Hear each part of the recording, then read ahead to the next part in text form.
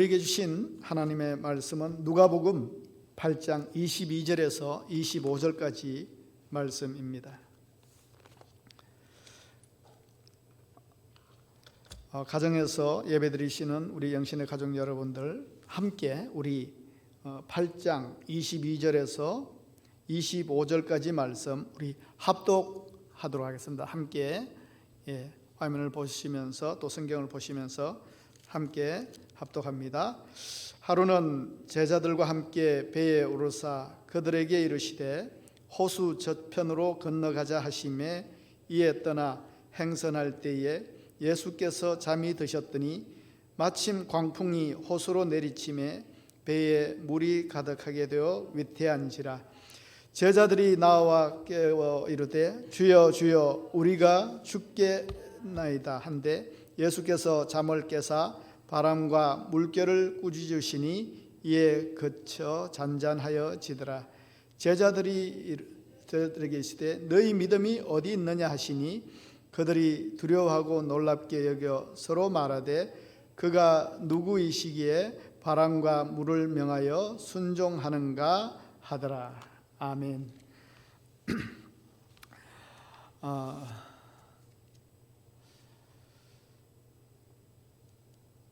우리 교회 권사님 한 분이 며칠 전에 이석증으로 고생하셨어요.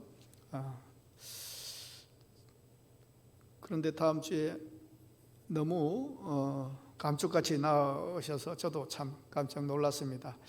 이게 그렇게 쉽게 이렇게 진정되고 낫는 그게 아닌데, 이석증 여러분 안 걸려 보셔서 그러시겠지만 참 힘든 병입니다. 두통과 식은땀 또 구토, 어지럼증 이게 나기 시작하고 일상생활이 안 되는 겁니다.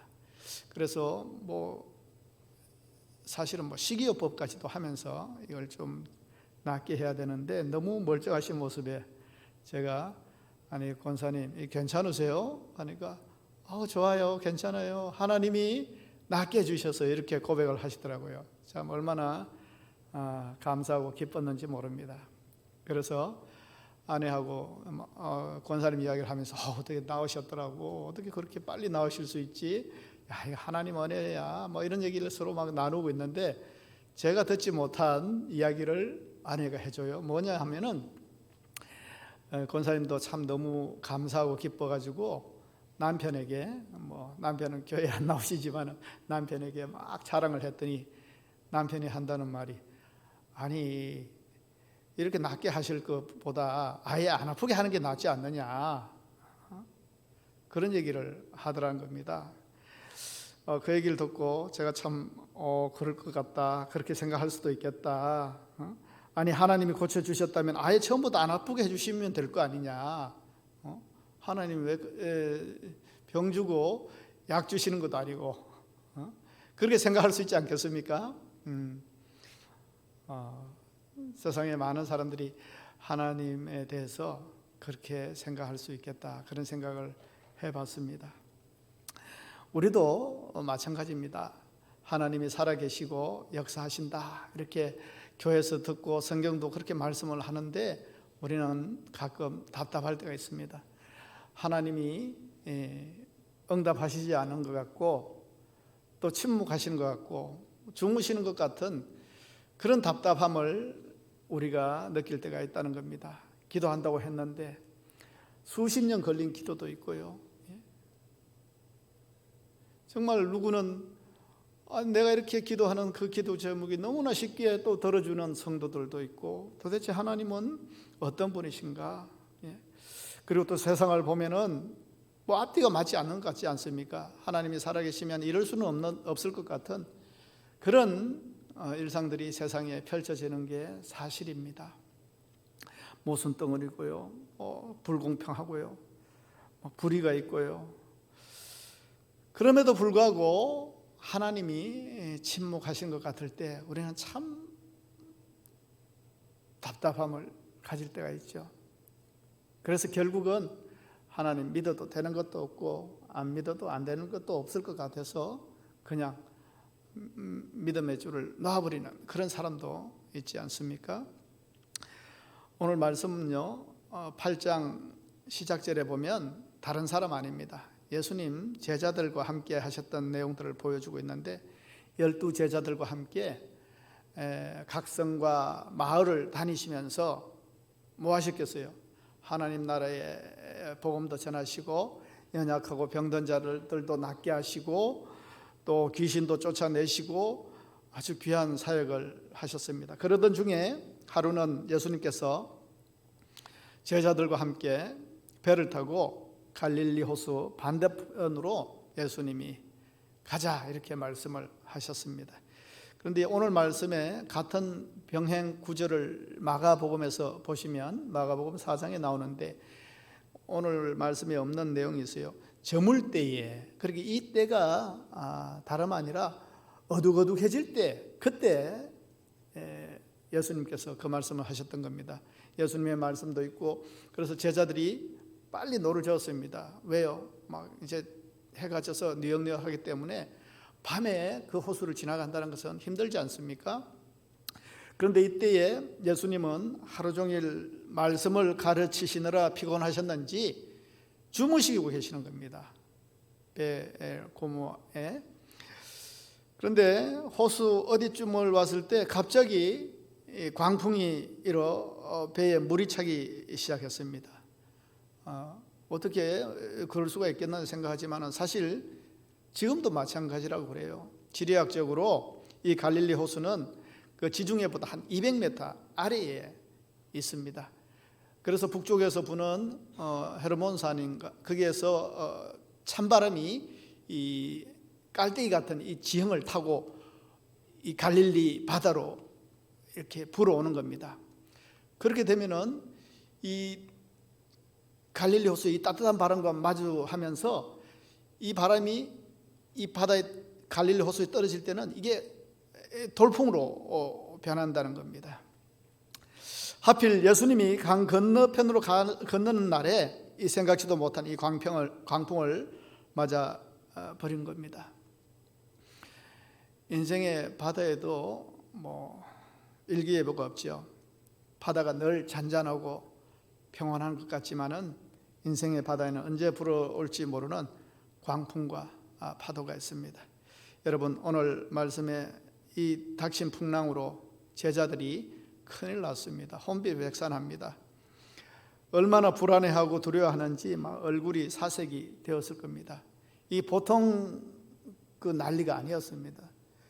여러분 제자들의 이 대부분은 바다에서 그리고 갈릴리 호수에서 잔뼈가 굵은 어부 출신들이 많습니다. 웬만한 위기는 자기들이 많이 겪었고 또 감당할 수 있고 해결할 수 있습니다.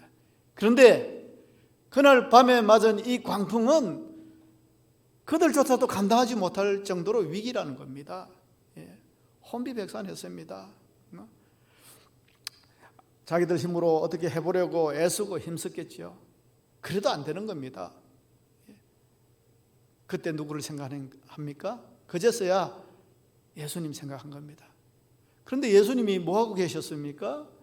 그들이 그렇게 막 난리 났다고 이제 우리 죽게 되었다고 그렇게 아우성을 치고 있을 때 너무나 대조적으로 예수님은 주무시고 계셨다니까요. 어떻게 그 상황 가운데에 그 소란 가운데에 아무리 피곤하셔도 그렇지 주무실 수가 있습니까?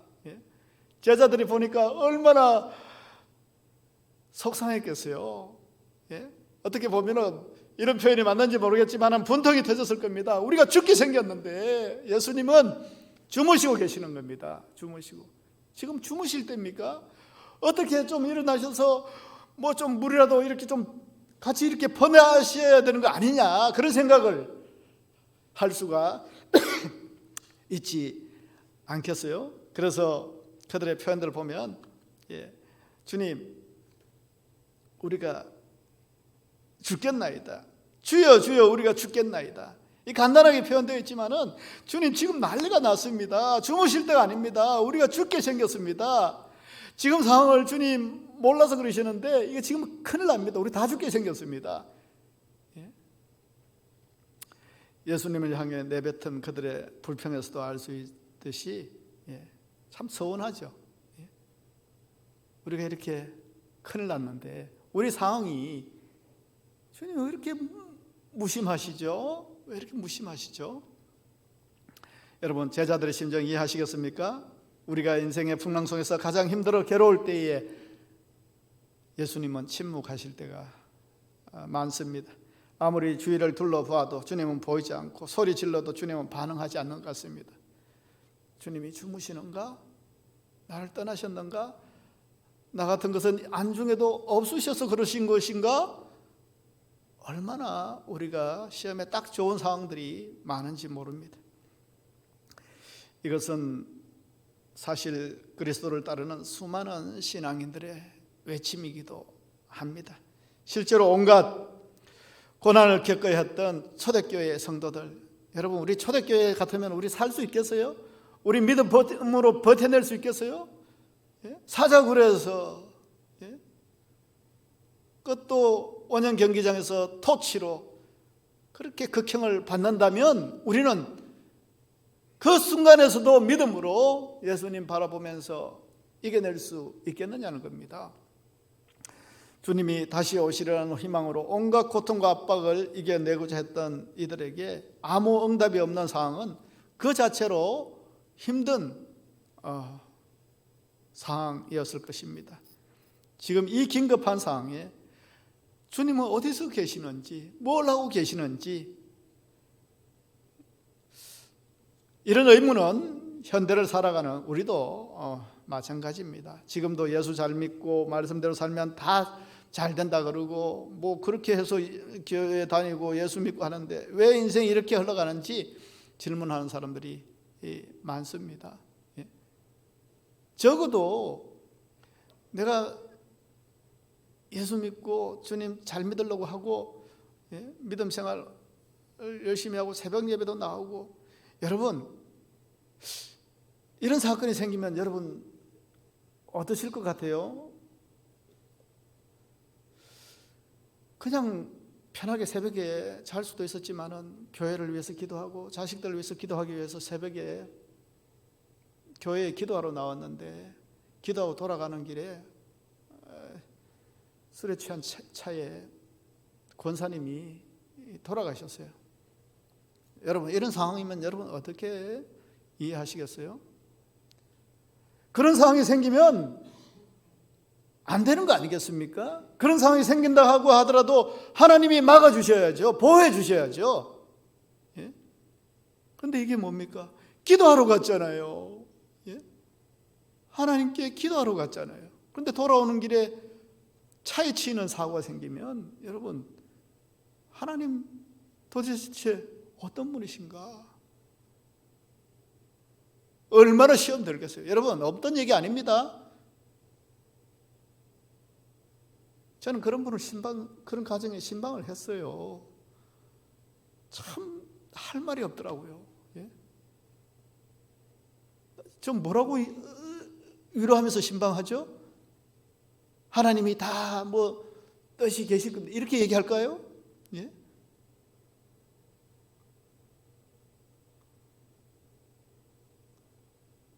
전 그냥 고개만 푹 숙이면서 그렇게 같이 그냥 그렇게 있다 왔어요.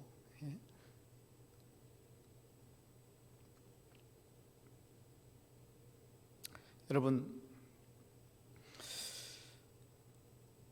우리 삶 가운데에 믿노라 하면서도 이런 일들을 당할 수가 있다는 겁니다.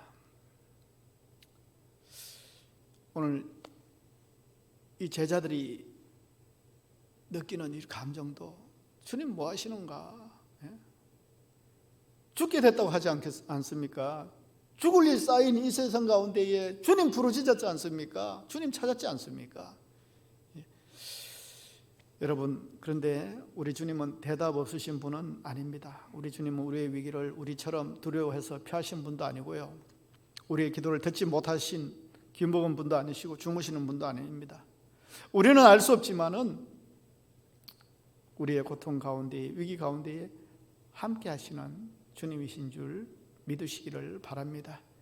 주님은 우리의 위기 가운데 구원해 주시는 분이시기도 하지만 우리의 위기 가운데 함께 하시는 분이기도 합니다. 오늘 물론 예수님은 깨어나셔서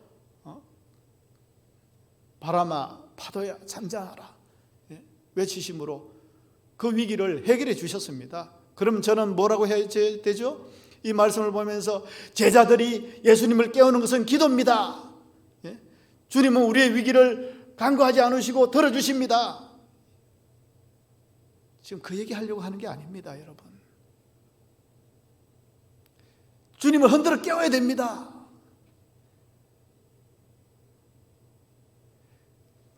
우리가 잊고 있었던 주님을 기억하자는 말은 맞습니다. 여러분, 오늘 위기의 현장 가운데에 그들의 외침에 주무시던 예수님께서 드디어 일어나셨죠. 그러면서 아유 큰일 났네 하면서 그냥 바가지에 물 한 방 그 잡고 물 퍼내신 일을 한 거 아닙니다. 어떻게 하셨습니까? 그들은 큰일 났다고 하는데 바람과 파도를 향해서 꾸짖으셨다고 했습니다. 그 한마디에 그렇게 요동치던 바람과 파도가 금세 잔잔해졌습니다. 잔잔해졌습니다. 여기에 우리는 의문을 품을 수 있습니다. 이렇게 해주실 수 있는 예수님이, 이렇게 해주실 수 있는 예수님이 내 마음의 작은 파도와 이 풍랑과 이 고난을 해결해 주실 수 없었는가? 주님은 그러신 분이신가?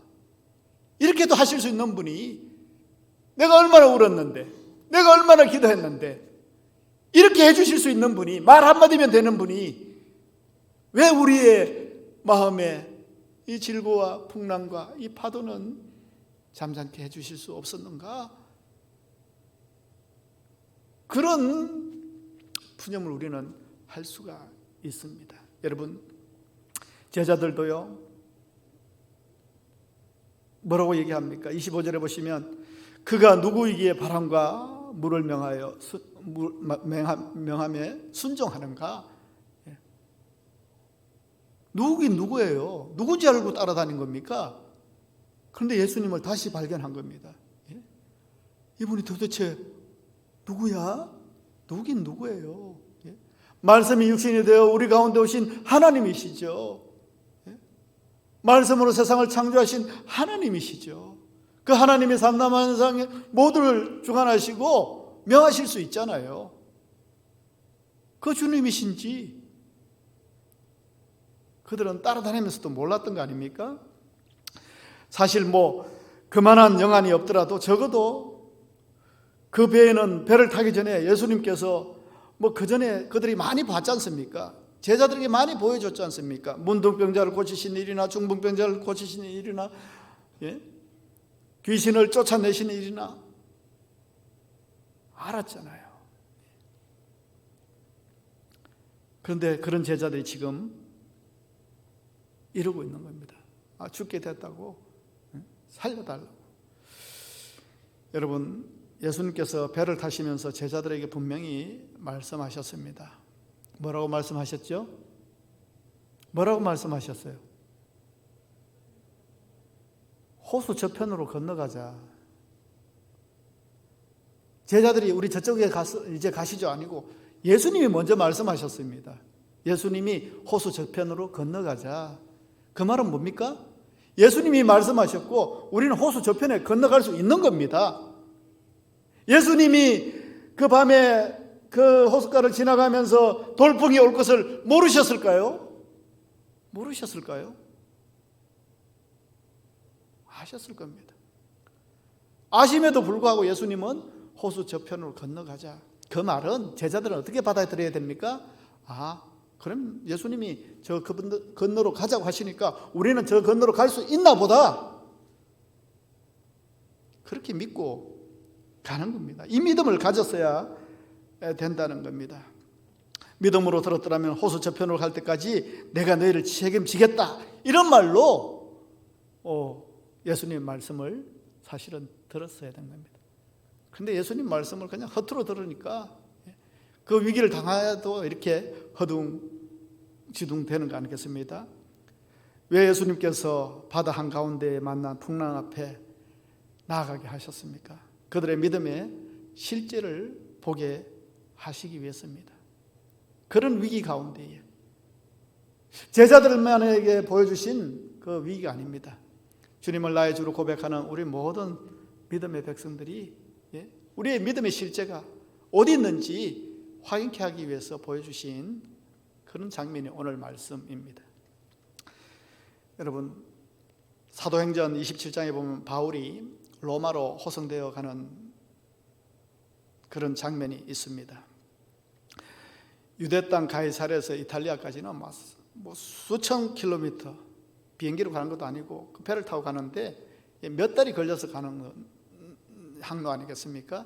그런데 맞바람이 불어서 또 그때 겨울이어서 배를 갈아타긴 했는데 이 겨울을 지나고 가야 될 것 같은 상황이 생겼습니다. 그래서 미항에 머물렀었는데 이 선원들과 또 그 탄 사람들, 유력자들은 베닉스에 가서 쉬자는 겁니다. 왜냐하면 거기가 겨울을 나기에 좋다는 겁니다. 좋다는 얘기는 뭡니까?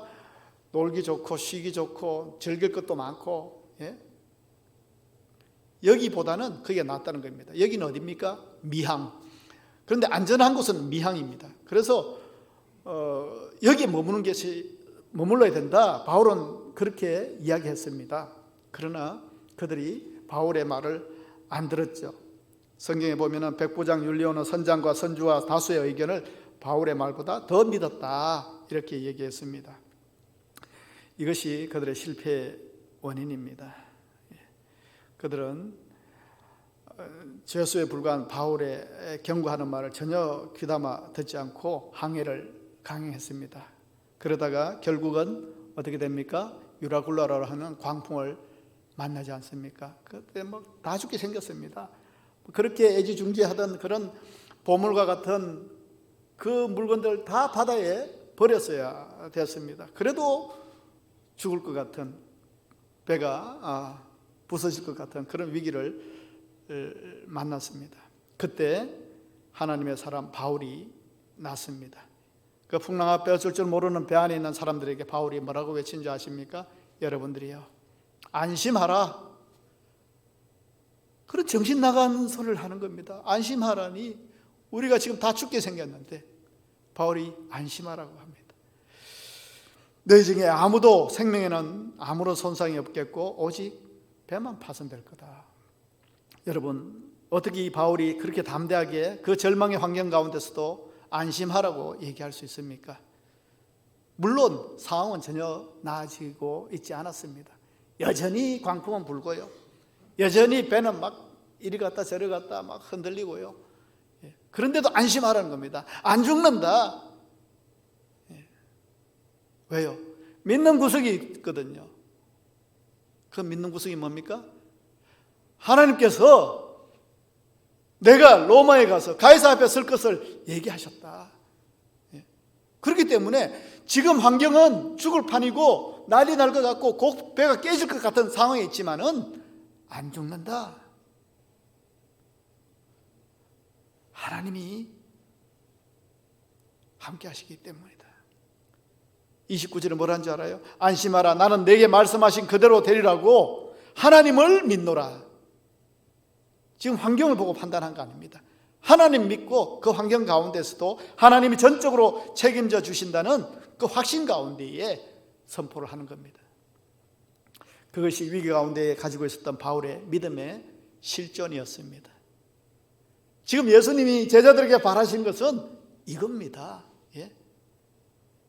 일어나셔서 파도를 잠잠케 하고 풍랑을 잠잠케 하고 그 얘기하는 것이 아니라 주님이 제자들에게 바라신 것은요, 바로 이런 바울과 같은 믿음의 실존이었습니다. 우리가 주님과 함께 있으니까, 주님이 호수 건너로 가자고 하셨으니까 우리는 가게 된다. 그런 초연한 믿음, 그런 믿음이 없으면요, 조금의 좋은 일에는 막 반색을 했다가 조금만 힘들면 하나님이 어디 계시냐 막 힘들어하고요. 그런 부안해동의 믿음의 삶을 살게 된다는 겁니다. 오늘 바람과 파도를 잔잔케 하신 주님도 제자들을 향해서 물으십니다. 네 믿음이 어디 있느냐? 너희 믿음이 어디 있어? 이 말은요, 이제는 좀 믿음이 좀 성장할 때가 되지 않았느냐, 아직도 그런 믿음이 없느냐, 이런 말씀입니다. 여러분, 풍랑을 무서워하지 않아야 됩니까? 그 풍랑은요, 무서워할 만한 것이었습니다. 두려운 것이었습니다. 예? 그 제자들은 애송이들이 아닙니다. 바다의 그 파도의 그 상태만 봐도 이건 죽게 생겼다, 아니면 우리가 헤쳐나갈 수 있다, 뻔히 아는 겁니다. 그런데 분명히 그 풍랑은, 그 파도는 제자들의 배를 삼킬 만한 그런 배들이었습니다. 그런데 예수님이 내 믿음이 어디 있느냐 이렇게 물으신다는 것은 너무하신 거 아닙니까? 너무하신 거 아닙니까? 그러나 현상은 사실인데, 모든 인간이 느끼는 두려움이 맞는데, 그 현상을 넘어서 예수님이 바라시는 것은, 제자들에게 바라시는 것은 신뢰적인 믿음이었다는 겁니다. 모르는 사람은 그렇게 얘기할 겁니다. 그런 모르는 사람들에게, 주님의 존재를 모르는 사람들에게 그런 기대하지 않습니다. 주님은 이제 좀 따라다니고 주님이 어떤 분이신지 이제 좀 알면은, 물론 그 상황이 그 제자들의 믿음을 업그레이드하기 위해서 주님께서 함께 하신 그런 사건이기도 하지요. 여러분, 세상에 많은 사람들이 조건적 믿음으로 살아갑니다. 하나님이 나한테 잘해주시면 나도 뭐 믿음 생활 잘하겠다. 그런데 내가 믿음 생활 잘하고 싶었지만은 믿음 생활하는 가운데에 나한테 잘된 게 뭐냐, 이런 식으로 따지기 시작하면 우리의 믿음에는 성장이 없습니다. 여러분, 성경에 많은 인물들 보십시오. 아브라함이나 요셉이나 다윗이나 엘리야나 또 예레미야나 다니엘이나 욥, 이 사람들은 조건적 믿음에서 모든 역경을 초월한 것을 우리는 압니다. 그러나 여러분, 그 결론은 하나님의 은혜로 결론 나지만은 그들이 겪었던 그런 사건들 기억하십니까? 그 물리적인 현실, 찐한 현실들 아십니까? 그 순간순간은요, 하나님을 딱 원망하기 좋은 사건들이었습니다. 그런 상황들이었습니다. 그 욥의 아내는 뭐라고 그랬습니까? 그냥 하나님 욕하고 죽으라고 했습니다.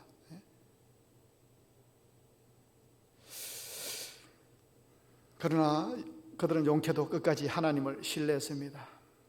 사도 바울도 그랬습니다.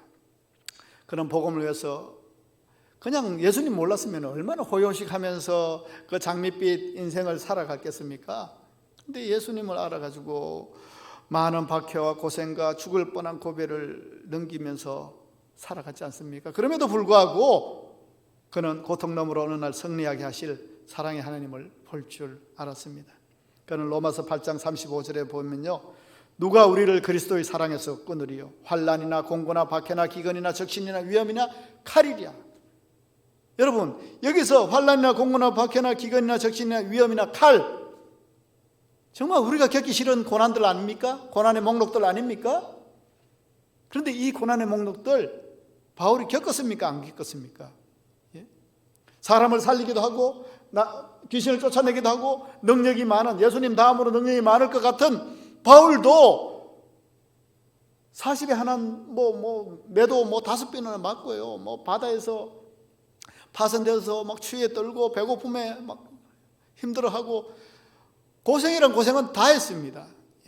이런 고생이 없어야죠. 조건적 믿음에는 뭐예요? 내가 하나님의 일 하는 거 아닙니까? 하나님이 일하는데 하나님이 이러시면 안 되죠. 내가 누구 좋으려고 내가 이렇게 고생을 하는데, 그럼 하나님께서 보호해 주시고 막아둬 주시고 막 사람을 동원해서 뭐 이런 일이 있어줘야 믿는 맛이 나지 않습니까? 신앙생활 하는 맛이 나지 않습니까? 그거 기대하고 우리가 믿음 생활하는 거 아닙니까? 그런데 바울은 그렇게 얘기하지 않았어요. 예? 우리를 그리스도의 사랑에서 무엇이 끊을 거냐? 환난이나 공고나 박해나 기근이나 적신이나 위험이나 칼이랴.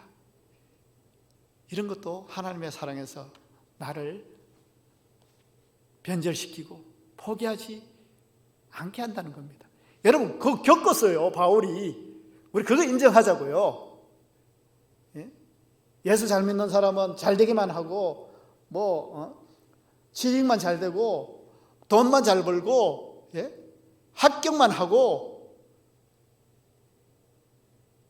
그런 얕은 믿음에서 좀 업그레이드 될 필요가 있습니다. 조건적 믿음에서 신뢰적 믿음으로 좀 업그레이드 할 필요가 있는 겁니다. 우리의 목표는 그게 아니기 때문에 그렇습니다. 바울이 그렇게 고생했는데도 불구하고 뭐라고 선포하는지 아십니까? 그러나 이 모든 일에 우리를 사랑하시는 이로 말미암아 우리가 넉넉히 이기느니라. 할렐루야. 고생할 거 다 해요. 세상 사람이 겪을 고생들 다 해요.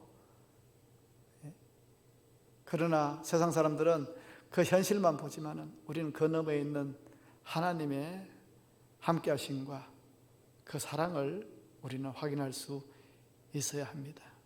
높음이나 깊음이나 다른 어떤 피조물이라도 우리를 우리 주 그리스도 예수 안에 있는 하나님의 사랑에서 끊을 수 없다.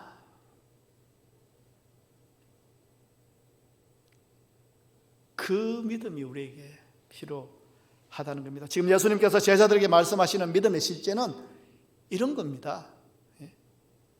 위기 가운데서 부르짖으니까 하나님께서 구해주셨다. 그러나 진정 주님께서 제자들이 바라시는 것은 나 좀 믿고 좀 믿어주면 안 되겠니? 믿어주면 안 되겠니? 지금 당장 보이는 것에 마음이 왔다 갔다 하는 거 말고 나 좀 믿어주면 안 되겠니? 그 말씀 하시는 겁니다. 주님과 함께하는 가운데 평안을 누리는 조연함이 필요했습니다. 여러분, 그래서 우리에게 중요한 것은 하나님의 신존재증명 이런 것이 아니라 하나님을 확신하고 세상 짐을 다 지고 갈 것 같은 그 강박관념을 내려놓고 주님 안에 잠겨 사는 겁니다. 탈진하고 무력해질 때 우리가 해야 될 일 뭡니까? 더 하나님 안에 잠기는 겁니다. 이게 뭐야 할 때 더 하나님 안에 잠기는 겁니다. 여러분, 예수님이 인생의 광풍이 찾아올 때 우리에게서 믿음을 보기를 원하시는 겁니다. 적나라한 그들의 믿음의 실체를 오늘 보게 하셨지 않습니까? 안타깝게도 제자들은 믿음 대신에 두려움을 보였습니다. 여러분, 믿음의 반대말이 불신앙 아닙니다. 믿음의 반대말은 두려움입니다. 두려움. 예수님은 제자들이 풍랑 가운데 우왕좌왕하며 두려워한 것을 믿음의 문제로 보셨습니다. 보통 다 그렇게 하는데, 그럴 수밖에 없는데, 그게 인간인데, 맞아요. 그런데 믿음의 문제로 좀 접근하면 우리는 조금 달라야 된다는 얘기를 하시는 겁니다. 왜요? 믿음의 결국은 승리이기 때문에 그렇습니다. 하나님이 책임져 주시기 때문에 그렇습니다. 예수님이 계시기 때문에 그렇습니다. 그래서 제자들은 예수님이 누구신지 알지 못하는 것이 문제였고 믿음의 결국을 확신하지 못한 믿음이 부족했다고 할 수 있습니다. 그러니까 참으로 이렇게 통째로 믿는 그 백부장의 그 믿음이 참 그리워지는 예수님 마음 아니겠습니까? 여러분, 우리는 세상 일에 민감할 수 있고 세상 사람들의 고통의 눈물을 또 동참하는 그런 상한 치유의 감정으로 이 고통을 함께 공감하는 그런 마음도 귀합니다. 그러나 예수님의 지상 사역을 보면요, 예수님이 온 세상을 회심시키시거나 고침받을 준비가 되어 있지 않는 사람들을 고쳐주시려는 강박관념은 없으셨다는 것을 우리는 알아야 됩니다. 상처 입은 치유자이시면서도 고통받는 사람들의 눈물을 먹으면서도 이 고통의 과면성으로 탈진하지 않으셨다는 겁니다. 헬무트 틸리케가 쓴 기다리시는 아버지라는 책에 보면요, 예수님의 사역을 이렇게 표현하고 있어요. 예수님은 정신없고 초조하며 격정적인 활동으로 몰아가는 압박감이 얼마나 심하셨겠는가. 누구나 보지 못하고 죽어가는 사람의 고통, 갇힌 자의 괴로움, 상한 양심의 고뇌, 불의, 공포, 두려움, 야만성을 그분은 눈앞의 일인 양 훤히 다 보신다. 주님은 다 아시잖아요. 예. 그 모두를 구세주의 심정으로 보고 듣고 느끼신다. 그러니 주님이 깨어있는 시간이 얼마나 아까우셨을까. 몽땅 다 드리고도 밤잠을 설치셔야 옳지 않겠는가. 당장이라도 일에 뛰어들어 문제를 해결해 주시고 사람들의 마음을 돌이키고 한 사람이라도 더 구원하여야 하지 않겠는가. 아무도 일할 수 없는 밤이 오기 전에 끊임없이 쉬지 않고 일하고 또 일하고 미친 듯이 일하셔야 하지 않겠는가. 인간적인 관점에서 보면 우리 생각에 하나님의 아들은 이 땅의 삶을 그렇게 사실 것 같다. 그렇잖아요. 세상에 얼마나 많은 사람들이 있고 얼마나 안타까운 사정이 많고 얼마나 안타까운 상황이 많고, 예? 얼마나 이래서는 안 되고 해결돼야 될 것들 주님은 다 아시잖아요. 잠이라도 주무실 수 있겠어요? 한 사람이라도 더 구원하고 한 사람이라도 더 돌이키고 한 사람이라도 더 살리고, 예? 그렇게 하셔야 될 것 같잖아요. 왜요? 예수님은 다 아시니까, 하나님이시니까. 그런데 예수님의 실제 삶은 얼마나 딴판이었느냐, 그런 얘기를 하는 겁니다. 무거운 짐이 그분의 어깨를 짓누르고 온 세상이 주님으로부터의 그 모든 절박한 필요로 그분을 찾고 침실과 길모퉁이와 저택과 빈민가에 하나님의 아들에게만 보이는 고통과 제약이 계속되고 있음에도 불구하고, 그래야 그 한없는 비참하고 참혹한 현실로 울부짖는데도 불구하고 그분은 멈춰 한 사람 한 사람에게 말을 거셨다. 급하잖아요. 그런데 주님은 다 대해주시고 떠날 사람은 떠나게 막지 않으셨고, 예, 한 사람 한 사람 차분하게 말을 걸어주셨다는 겁니다. 나사렛과 베들레헴이라는 외진 시골 한 구석에서 순종하심으로써 그분은 하나님이 주인이신 거대한 전체 모자이크에 자신을 맞추신다. 한 사람 한 사람에게 내주실 시간이 있는 것도 그래서이다. 모든 시간은 아버지의 손안에 있기에. 예수님에게서 흘러나오는 게 불안이 아니라 평안도 그래서이다. 왜 예수님이 평안하세요? 얼마나 마음이 급하시겠어요? 예? 그런데 평안하시다는 겁니다. 왜냐하면 하나님의 신실하심이 이미 무지개처럼 세상을 덮고 있기 때문에 예수님은 무지개를 새로 만드실 필요도 없고 그 밑으로 다니시기만 하면 된다. 그리고 그 사역을 누구에게 맡기세요? 제자들에게 맡기시고 교회에게 맡기시는 거 아닙니까? 너희들이 하라고. 예. 그래서 우리는 하나님의 손과 발이 되어서 이 세상을 섬기는 겁니다. 그렇다고 너무 과민할 필요 없습니다. 너무 초조해할 필요도 없습니다. 주님을 의식하면서 주님이 함께한다는 담대함으로 우리 앞에 당한 질고와 경주를 감당하며 세상을 섬기며 나아가면 되는 겁니다. 그게 중요한 겁니다.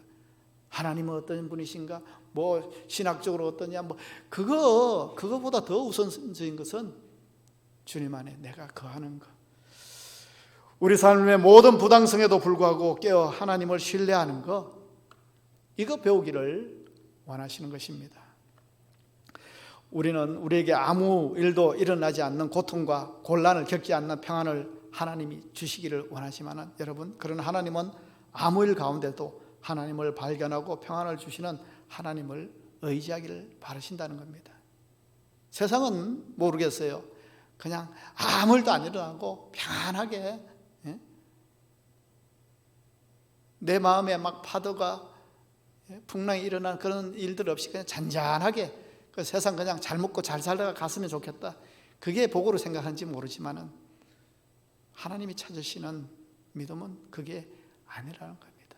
설령 우리에게 그런 일들이 주어진다고 해도, 힘든 일이 주어진다고 해도, 고난이 주어진다고 해도, 하나님 일을 하는데 이거 대가는 불구하고 더 꼬이는 인생을 살아간다고 해도 놓치지 않아야 될 것은 하나님이 나와 함께 하신다. 그거. 여러분, 주님이 바라시는 우리의 믿음은 바로 주님께서 우리의 삶의 배 안에 함께 계신다는 것을 믿고 주님을 신뢰하는 초연함으로 그 평안을 빼앗기지 않는 겁니다. 예. 내 삶이 설령 어긋나고 깊은 웅덩이에 빠진 것 같고 뭔가 불협화음이 일어나고 뭐 이렇게 일어나도 그 가운데서 주님이 없으신 것은 아니다, 주님이 떠나가신 것은 아니다, 주님이 주무시는 것은 아니다 하는 그 믿음의 확신은 가지고 살아가시는 우리 성도님들이 다 되시기를 바랍니다. 주님은 함께 하십니다. 주님이 깨어나셔서 바람을 명하시고 풍랑을 명하셔서 잔잔하게 해주신 게 그게 예수 믿는 것이 아니라 그렇게 해주실 수 있다는 것을 오늘 그냥 보여주신 것 뿐이에요. 이렇게도 상상도 못한 자연까지도 잠잠케 하실 수 있는 분이 주님이시라는 것을 보여준 것 뿐이고 이렇게 다 보여주시지 않는다니까요. 그러나 알아야 될 것은 그렇게 보여줄 수 있다는 것을 알고 믿음 생활을 하라는 겁니다. 그래서 중요한 건 뭐예요? 주님 안에 잠기는 것, 초연하게 주님과 함께 거하는 것, 주님의 평안 가운데에 우리에게 맡겨주신 주신 일을 과민하지 않게 굳은 살로서 든든히 감당하며 나아가는 것, 이것이 주님께서 바라시는 우리의 믿음의 실존 그리고 실제인 줄 믿습니다.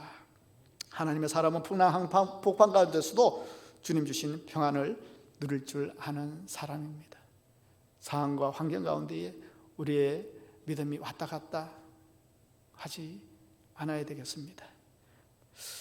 우리 주님께서 함께 하시는 것, 복된 주일, 그 주님을 발견하고 주님 주신 힘과 능력과 평안으로 승리하시면서 우리 앞에 당한 경주를 주님 의지하면서 넉넉히 확신하며 이겨나가는 우리 성도님들이 다 되시기를 주님의 이름으로 축복합니다. 기도하겠습니다. 주님, 감사를 드립니다. 비록 비대면으로 예배 드리지만은 우리의 마음의 중심 가운데에 하나님의 은혜가 왕노릇하는 삶을 살아내는 저희들이 되기를 원합니다. 잠시 인생의 풍랑 가운데 살아갈지라도 어찌할 바를 몰라 불안해하지 않게 하시고 풍랑 속에서도 함께 하시는 주님을 볼 수 있는 영안을 허락하여 주시옵소서.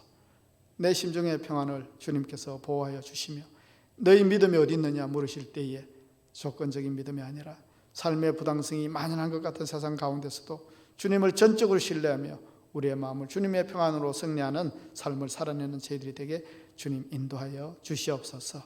감사드리며 예수님의 이름으로 기도합니다. 아멘.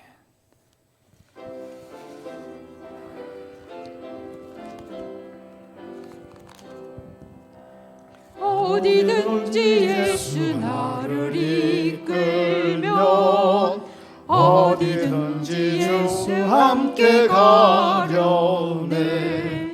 예수 함께 아니 가면 나 없고 예수님과 동행하면 겁없네. 어디를 가든지 겁낼 것 없네. 어디든지 예수 함께 가려네. 세상 친구 모두 나를 떠나도 주와 동행하면 외로움 없겠네. 가는 길이 위태하고 험해도 어디든지 예수 함께 가려네. 어디를 가든지 겁낼 것 없네. 어디든지 예수 함께 가려네. 어두운 그늘 나를 애워 살 때에 주와 함께 계심 믿고 자려네. 죽은 후에 천국에서 깨어나 예수 함께 길이 살리라. 어디를 가든지 겁낼 것 없네. 어디든지 예수 함께 가려네. 하나님 아버지 감사합니다. 복된 주일 이 귀한 날 주님께 예배할 때에 하나님께서 우리에게 주신 은혜를 감사하는 마음으로 드려지는 예물 위에 주님 함량하여 주시고 하늘의 복을 주시며 충만케 하시는 은혜로 나아가는 귀한 예물이 될 수 있도록 주님 인쳐 주시옵소서. 항상 주님 주신 은혜로 드려지게 하시고 주실 은혜를 믿고 드려지는 예물이 되게 주님 인도하여 주시옵소서. 사용되어지는 곳마다 주님 영광 나타나는 귀한 예물 될 수 있도록 주님 인쳐 주시옵소서. 감사드리며 예수님의 이름으로 기도합니다. 아멘. 예, 다행스럽게 정부 방역 수칙 완화로 제한적인 조건으로 예배 좌석의 20%에서 대면 예배 드릴 수 있게 되었습니다. 우리 성도님들 이제 좀 드디어 만나 뵐 수 있게 되겠는데, 이제 새로운 마음으로 우리 교회에서 대면으로 또 함께 주님을 예배할 수 있는 주일이 되기를 바랍니다. 서로 동료해서 우리 오랜만에 반갑게 맞이하는 귀한 주일을 준비할 수 있었으면 좋겠습니다. 그래도 걱정되시는 분은 계속 비대면으로 가정에서 예배 드리셔도 되겠습니다. 그러나 나오실 수 있는 분들은 다 나오셔서 대면으로 하나님께 예배할 수 있는 여러분 되시기를 축복합니다. 다음 주에 반가운 모습으로 함께 할 수 있기를 바랍니다. 우리 서로 인사하겠습니다. 사랑하고 축복합니다. 사랑하고 축복합니다. 다 같이 일어나셔서 635장 찬양합니다.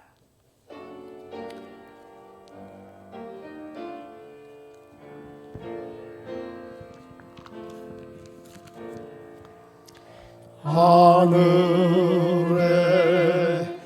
계신 아버지 이름 거룩하사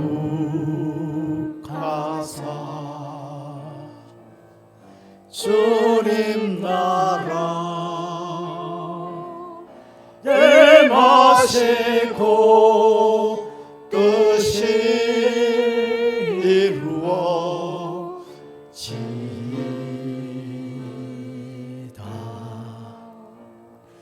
일용할 양식 주시고 우리들의 큰 죄 다 용서하옵시고 또 시험에 들게 마시고 악에서 구원하소서. 대개 주의 나라 주의 권세 주의 영광 영원히